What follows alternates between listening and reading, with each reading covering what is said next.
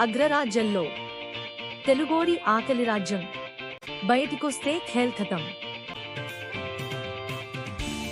కలల సాకారానికే ఎంతో మంది అమెరికా వైపు పరుగులు తీస్తుంటారు.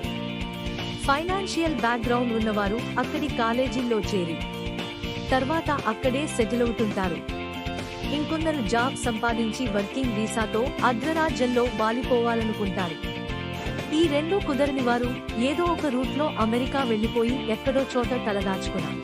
ఇప్పుడు వీళ్ళందరినీ ట్రంప్ రూపంలో బ్యాడ్ లక్ వెంటాడుతోంది. అమెరికాలో అక్రమంగా ఉంటున్న వారిని వెతికి పట్టుకుని ఇండియా పంపించేయాలని చూస్తున్నారు. స్టూడెంట్స్ పై నిఘా పెరిగింది. అక్రమంగా ఉద్యోగాలు చేస్తుంటే వారిని వదలడం లేదు. ఇక అన్నీ సక్రమంగా ఉన్న ఎయిర్పోర్టులోనే నో ఎంట్రీ బోర్డుతో అగ్రరాజ్యంలో సరికొత్త సవాల్ ఎదుర్కొంటున్నారు ఇండియన్స్. అసలే తేడా. అందుకే వచ్చిరాగానే సర్దేసుకోండి పెట్టేబేడా అంటున్నారు అమెరికన్ ప్రెసిడెంట్ ట్రంప్. కాస్త టైం ఇస్తారేమో అనుకున్నారు. No, never.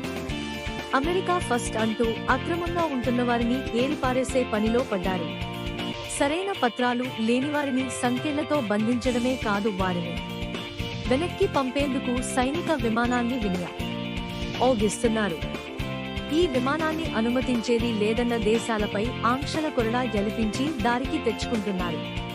ట్రంప్ దెబ్బకు మధ్య దక్షిణ అమెరికా దేశాలు ఉక్కిరిబిక్కిరి అవుతున్నాయి. సరిహద్దున ఉన్న మెక్సికోతో పాటు Brazil, Colombia, Guatemala, Honduras, El Salvador లాంటి దేశాలు అమెరికా చర్యలపై ఆగ్రహంగా ఉన్నా ఆక్రోశం వెళ్లగక్కడం తప్ప ఏమీ చేయలేని నిస్సహాయ స్థితిలో ఉన్నాయి.